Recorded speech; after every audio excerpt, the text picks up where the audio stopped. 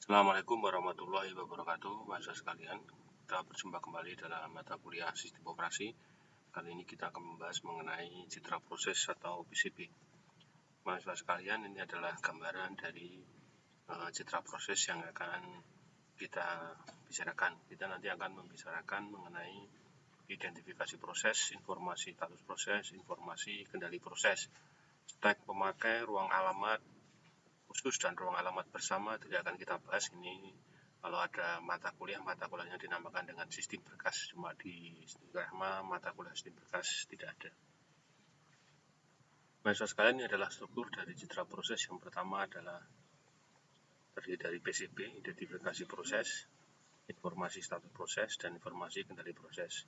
Kemudian terdiri dari stek pemakai, ini adalah tumpukan pemakai atau informasi yang berasal dari pemakai yang nanti akan dieksekusi ketika sudah lolos dari penjadwalan proses. Penjadwalan proses akan kita bahas minggu depan setelah materi ini. Kemudian yang berikutnya adalah ruang alamat khusus diperuntukkan pemakai program atau data. Ini adalah ruang alamat yang digunakan untuk menyimpan informasi-informasi yang masuk dari user atau pemakai. Kemudian ruang alamat bersama adalah register atau ruang alamat yang bisa digunakan bersama-sama antara informasi satu dengan informasi yang lain karena mungkin ada persamaan variabel-variabel yang dipakai. Perlu Anda ketahui bahwa struktur citra proses ini dalam sebuah komputer bentuknya tidak seperti ini. Dalam komputer semuanya berbentuk kode biner, kemudian akan dieksekusi dengan menggunakan logika matematika, menggunakan komputasi aritmetika, penambahan, pengurangan, dan sebagainya. Dan tidak akan Anda temui gambaran-gambaran seperti ini. Ini adalah gambaran bagaimana agar kita bisa lebih mudah mempelajari dari sebuah sistem operasi. Nah, dalam sebuah sistem operasi mungkin tidak seperti ini susunannya. Jadi implementasi penempatan citra proses yang sesungguhnya bergantung pada skema manajemen memori. Manajemen memori ini tergantung daripada jenis sistem operasinya. Kalaupun sama sistem operasinya, tapi versinya berbeda, mungkin tetap akan ada sedikit perbedaan dari versi yang selanjutnya dibanding dengan versi berikutnya. Nah, nanti silakan Anda pelajari sendiri macam-macam skema manajemen memori pada sebuah komputer. Mahasiswa sekalian,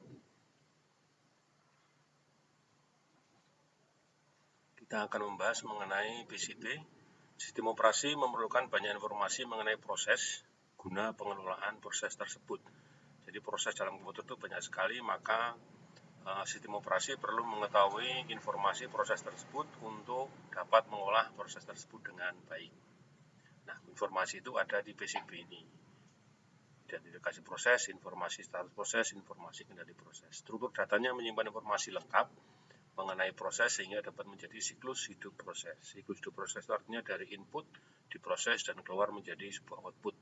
Kalau tidak bisa menjadi sebuah output, maka siklus hidupnya akan berhenti, data dianggap salah dan dikembalikan ke asalnya. Informasi PCB dikelompokkan menjadi 3 proses. Ini kita akan bahas satu persatu. Yang pertama adalah identifikasi proses berkaitan dengan proses yang unik. Proses yang unik ini artinya satu proses dengan proses yang lainnya tidak ada yang menyamai karena unik. Nah, di dalam register CPU atau bagian-bagian di dalam prosesor, identitas proses ini biasanya atau semuanya berbentuk alamat berupa angka. Jadi angka tidak mungkin sama antara proses satu dengan proses yang lainnya, maka dikatakan unik.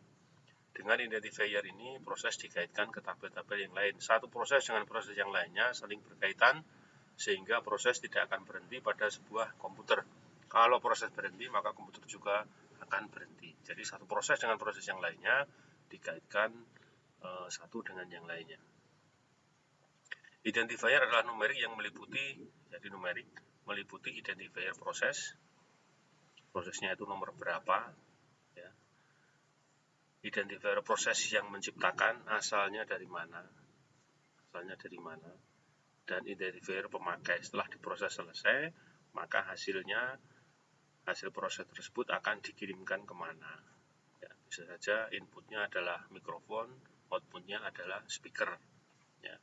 Jadi Jadi suara diproses keluar ke speaker. Yang kedua, maksud sekalian, adalah informasi status proses. Informasi ini esensinya terdiri dari register-register pemproses.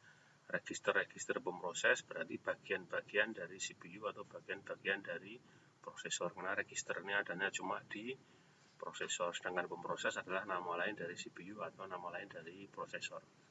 Jadi informasi ini esensinya terdiri dari register-register pemproses. Saat proses berstatus running, proses sedang berjalan, informasi-informasi ini berada di register-register tersebut. Ya, jelas ketika sedang dikerjakan, maka informasinya berada pada register-register tersebut.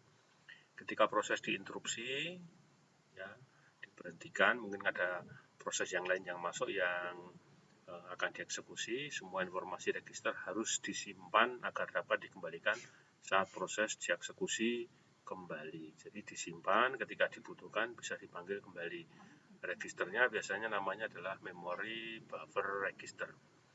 Jumlah dan rekam register tergantung pada arsitektur komputernya. Jadi masing-masing register-register ini berbeda antara komputer satu dengan yang lain, tergantung produk, merek, kemudian spesifikasinya dari alat-alat atau hardware-nya tersebut. Maksud sekalian, ini adalah detailnya dari informasi status proses. Register-register yang terlihat pemakai biasanya menggunakan bahasa assembly. Silakan nanti Anda buka-buka sendiri apa itu bahasa assembly, bentuknya seperti apa. Register-register kendali dan status yang digunakan untuk mengendalikan proses program counter PC. Ya, program counter itu berisi alamat berikutnya. Kalau yang diproses alamat 1, maka program counter berisi alamat nomor 2 dan seterusnya. Nanti akan dibahas secara detail pada mata kuliah arsitektur komputer. Pointer stack, silakan stack Anda baca sendiri. Ingat-ingat di mata kuliah struktur data apa itu yang dinamakan dengan stack. Tiap proses mempunyai satu stack atau lebih. Stack digunakan untuk parameter atau alamat, prosedur, memanggil, dan sistem call. Pointer stack menuju posisi paling atas dari stack. Jadi stack itu adalah tumpukan. Nanti kalau bagaimana diambil, maka tumpuan itu akan berubah. Yang berikutnya adalah informasi kendali proses dari PCB. Adalah informasi-informasi lain yang diperlukan sistem operasi untuk mengendalikan dan koordinasi dengan proses yang aktif. Ya, proses yang aktif yang sedang dieksekusi, bagaimana berkomunikasi dengan proses-proses lain yang mungkin belum atau tidak aktif. Isinya adalah informasi penjadwalan dan status proses. Nanti penjadwalan kita bahas setelah ini. Informasi-informasi yang dipakai untuk menjalankan fungsi penjadwalan antara lain status proses. Satu proses sudah membahas kemarin, ada running, ada dan sebagainya. Kemudian prioritas, menjelaskan prioritas proses, apakah itu masuk prioritas atau tidak, tergantung dari model metode penjadwalan prosesnya. Informasi dengan berkaitan penjadwalan, informasi ini penting seperti lama menunggu, lama proses terakhir, dan dieksekusi. Lama waktu tunggunya, lama waktu eksekusinya bagaimana, sehingga ketika ada proses yang besar, apakah dipecah-pecah untuk mendahulukan proses yang kecil dan sebagainya, itu tergantung dari model dan metode penjadwalan prosesnya. Kejadian atau event, identitas kejadian yang ditunggu proses. Yang ditunggu proses adalah apakah kejadian itu sudah selesai atau belum. Kalau selesai, maka proses yang baru bisa dimasukkan. Kalau belum, maka kejadiannya harus menunggu atau harus interupsi atau terjadi yang lainnya. Penstrukturan data, suatu proses dapat dikaitkan dengan proses lain dalam waktu antrian atau ring atau struktur lainnya. PCB harus memiliki pointer untuk mendukung struktur ini. Pointer itu adalah penunjuk. Ya, penunjuk.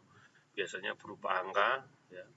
Dan pointer ini nanti di dalam komputer biasanya berupa angka dan kemudian disusun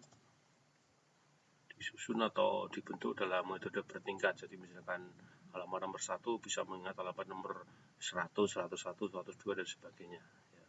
Kemudian komunikasi antar proses, beragam flag, sinyal, dan pesan dapat diasosiasikan dengan komunikasi antara dua proses yang terpisah. Informasi ini disimpan dalam PCB. Komunikasi antara dua proses yang terpisah ini nanti bisa berkomunikasi dengan adanya pointer ini. Jadi setiap proses di sini ini akan membawa informasi bahwa berikutnya proses yang akan diproses adalah nomor berapa. Kalau ini misalkan proses ini punya halaman nomor 10, maka dia mengatakan saya halaman nomor 10 dan berikutnya yang akan diproses adalah halaman nomor 15, misalkan begitu.